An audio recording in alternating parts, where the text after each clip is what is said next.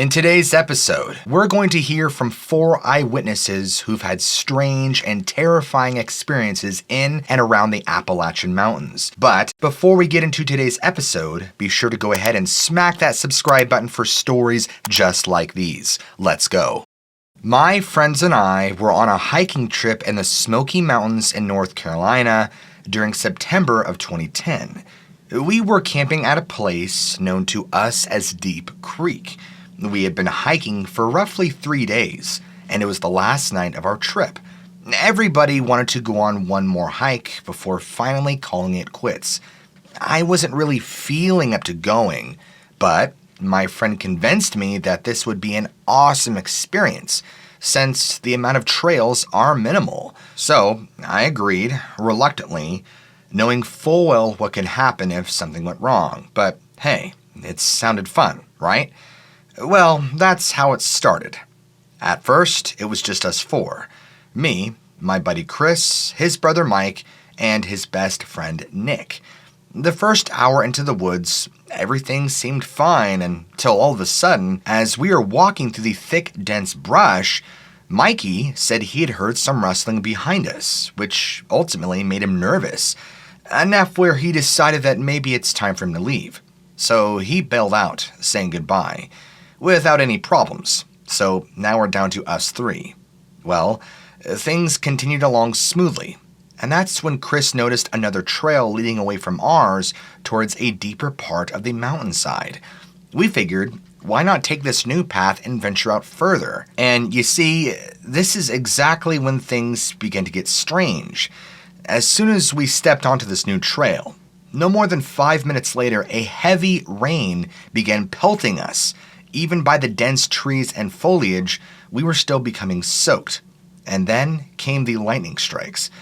I remember thinking, wow, these thunderstorms sure come quick around here, but then again, I'm used to weathering storms back at home in Michigan, so I didn't think too much about it. Needless to say, within minutes myself, I, Nick, and Chris got separated, and all of us felt very uneasy. Now, I know I'm kind of being vague here, but the way we got separated felt very strange. It's almost like we all felt a delirium and somehow wandered off the trail each. Next thing you know, we're completely separated. I don't know how else to describe it. It's almost as if we were hypnotized or lured away. Anyway, at one point I had heard Chris screaming while trying to recollect myself and get back on the trail and find others. Turns out, Chris was really no more than 50 feet away, even though at the time I could have sworn he was a mile. When I found him, he was standing there looking terrified. He tells me that he had just seen something large walking through some trees in front of him, which appeared to be a human form he described. But when he got closer to see who or what this was, thinking it was me, Mike, or Nick, it stood up on 2 legs, making itself look more like a man than ever before. And he said it had eyes that glowed red while staring directly into his soul, causing him so much fear he could not move a single inch. After hearing this, my immediate thoughts were werewolf, because that's exactly how he described it. Again, I'm not fully convinced there are werewolf creatures living alone in the Appalachian Mountains, so I humored him and decided to comfort him as best I could. We decided to finally regroup, and we did eventually find everybody, and we headed back towards camp where everybody else was. After getting back to camp, that night we decided to say our goodbyes, pack everything up, and head on home. The whole time during the car ride, none of us spoke one word besides saying goodbye once at arriving at each other's houses. I know this story might sound strange, and it was, but I don't know how else to describe Chris's reaction. He's a pretty sensible guy, and for him to say something like this, and of course the heavy rainstorm all of a sudden, and the sudden delirium all of us faced, it was just very weird. It reminded me like we were suddenly in the Twilight Zone. Very creepy. And then he talks about seeing a werewolf creature. I don't know, guys. It definitely seems strange that something like this would happen. So I want your honest opinion. Story 2.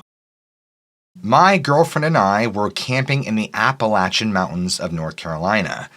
We had been there for weeks and were finally ready to go home after a long trek. We had been hiking and fishing every single day, but we wanted out of there.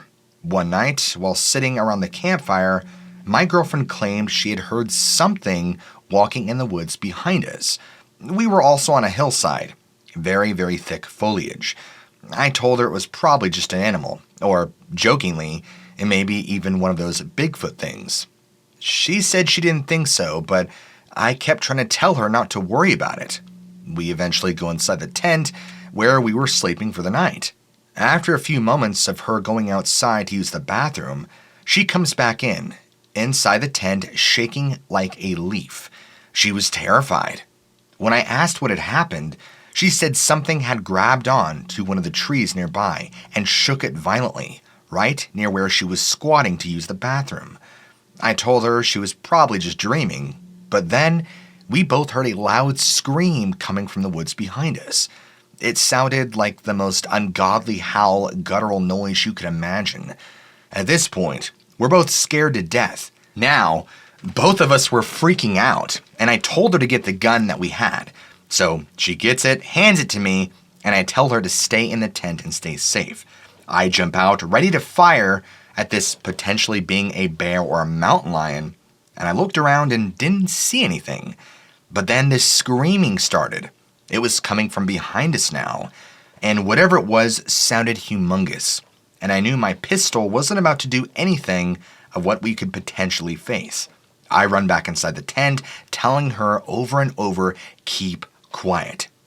We turn off the lights and wait in silence, and we could hear the sounds of something really huge moving around in the woods. It sounded like whatever this was, bear or not, was circling us. And I knew that we were in trouble if whatever this thing was, bear or not, decided to attack us. I mean, we would have been meat. We waited for what seemed like hours before finally everything decided to quiet down. My girlfriend swore she thought she heard something large walking away and decided to go out and see what happened. I beckoned her to come back and told her please don't. She agreed, and we waited until morning. We didn't hear anything else moving around in the woods, so we got up, go outside our tent. We could see not even 30 feet away was a huge tree that had been completely uprooted from where it grew in the ground. It was evident that something really big must have pulled on it. The grass underneath this tree was all torn up, and there were these massive clawed tracks in the dirt. It was evident that whatever made these prints, even though we didn't see it, had to be huge. I mean, these were easily 18 to 19 inches long, with 3 toes and clawed. I looked up into the trees, but didn't see anything. We packed up our stuff and got out of there as fast as we could, never returning. Story 3. I had gone with my father when I was around 10 years of age to scout spots to set up tree stands in the Appalachian Mountains.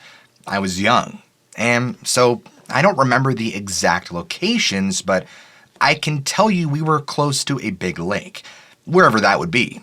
Now, we went to this area often, until this happened. This is my story. I was walking with my father, and we were looking for a good spot to set up the tree stand. We had been in this area many times before, so I felt fairly familiar with this portion of the woods. As we were walking, we came upon a small clearing that seemed perfect. It was maybe 20 yards wide, and it appeared to be cleared out by something of incredible size. Seriously, it looked like something came in the size of a bulldozer and tore it all down.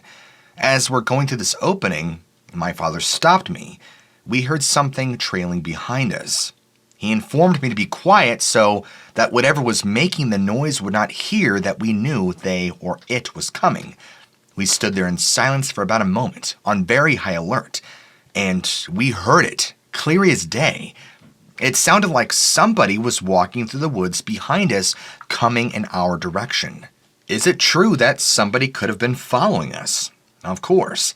I looked at my father, and he was looking very concerned at this point, staring around at the woods, and I could tell by the expression he wore on his face something was wrong.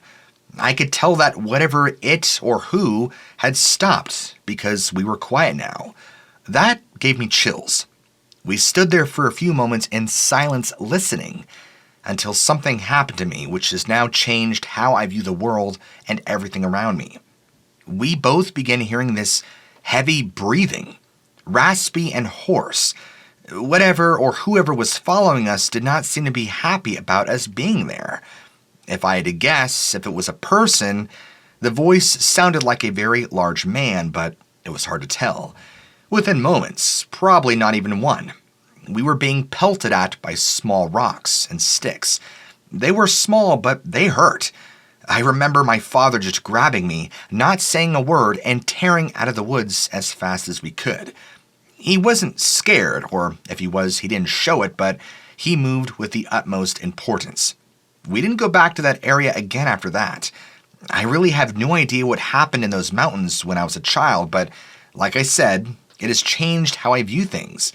My father refused to talk about it, and I don't know if he has ever told anybody else about this while he was still alive. It's a story to tell people because they think you're crazy when you say something threw rocks at us in the mountains. However, that's only the very first part of the story. My father passed away when I was about 13, and so my brother and I would go out hunting every season. Now, my brother is about 4 years older than I am, and years later, he too would have an encounter very similar in this same general area. Now, he believes it to be a Bigfoot. He was hunting with his friend, and they were in the same area, and they had been there for maybe an hour when my brother heard something big paralleling him on the other side of a small ridge. He claims he could hear it walking through the woods on 2 legs, and then every time he would stop, it would stop. If he kept going, it kept going. And that's when he tells me he too could hear it breathing. And then something hits the ground in front of him. He claims it was a rock, and then he would hear what sounded like trees being uprooted and ripped out of the ground, and a bunch of other ruckus. Already completely freaked out, he then hears these horrific screams like he could not imagine what it would belong to. You bet your sweet butt he didn't stick around to find out what it was. He ran as fast as he could and did not stop until they were back at the car. He said he didn't tell anyone about it because they would think he was crazy. Now, I've not been back to that area since then, and I don't plan on going back. I really have no idea what had happened to us. But I know that whatever this was not a bear or anything else. I've heard of other people having similar experiences, but I don't know if they are true or not. I just know that something happened to me and my brother in the same general area.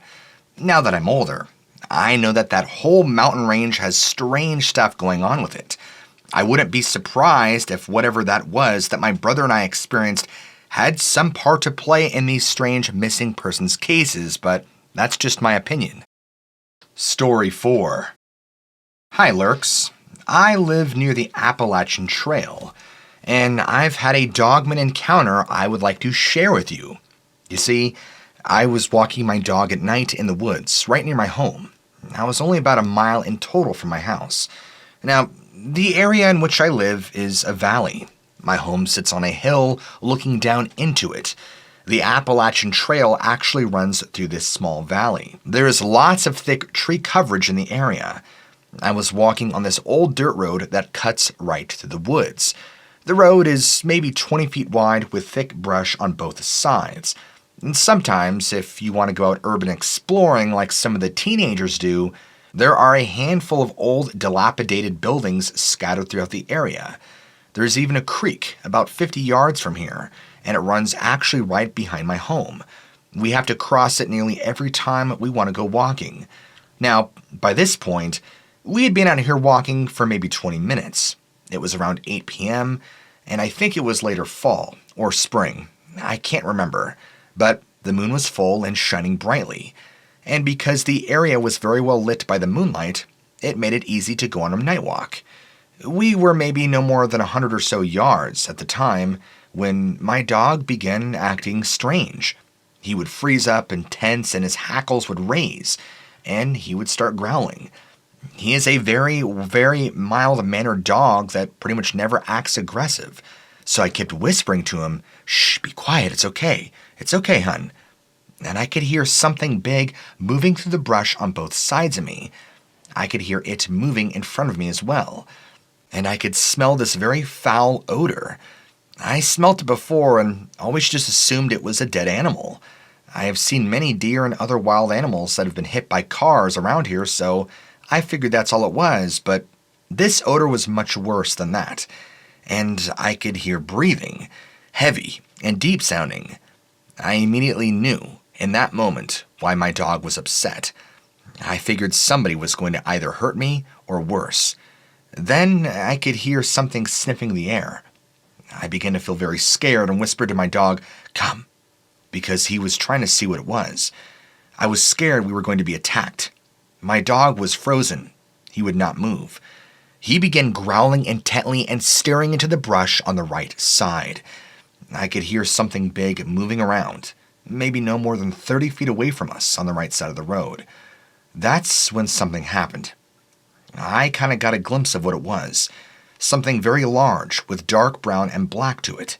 I could see a large shadow moving around in the faint moonlight. I could see it moving closer, getting a better look at me. It was moving through the brush and trees so easily due to its size. Then it stopped, let out this huge growl. It was so loud and deep sounding, I have never heard anything like it. It was akin to a lion's roar, but deeper and more terrifying, if that's even possible. I was standing still, nearly ready to jump out of my skin. I began to back up slowly at this thing, looking at it the whole time. It was standing there, on two legs, just inside the tree line behind some denser brush. And I could tell, I could feel it was looking at me. I could see it breathing. I could see its hunched shoulders and its head, even though it was silhouetted. Its shoulders were massive, at least 4 feet across. And as it began to come closer, I could see its head and how large it was. And I could make out its glowing eyes in the moonlight, and its snout and large teeth. It was very similar to a wolf's snout, but much larger. I could see the fur moving as it sniffed the air, and I could smell its foul odor even more. It was breathing heavily. It was similar to a bear, how it moved around and how massive this thing was. But I knew that if I ran, I might be dog chow for this thing, but I had to get out of there. I stopped. It would not allow me to cross. I picked up my dog and forced myself to run across the creek. We made it to my back door, and I slammed it behind me. I have a large window right near my garage that looks into the woods, and I stood there and watched as this thing moved around in the woods, almost following me. I could see it moving through the brush and trees easily, and then it would stop, continue watching, and then just vanish back into the woods. This thing, because I don't know what to call it, was huge. I could hear it crashing around for the next 10 minutes, as me and my dog were terrified. I don't think I ever saw it leave until it just vanished. Finally, the smell had subsided. I also have game trail cams set up throughout this entire area, but after going out and checking on them recently, they have all disappeared. Could this canine creature be responsible?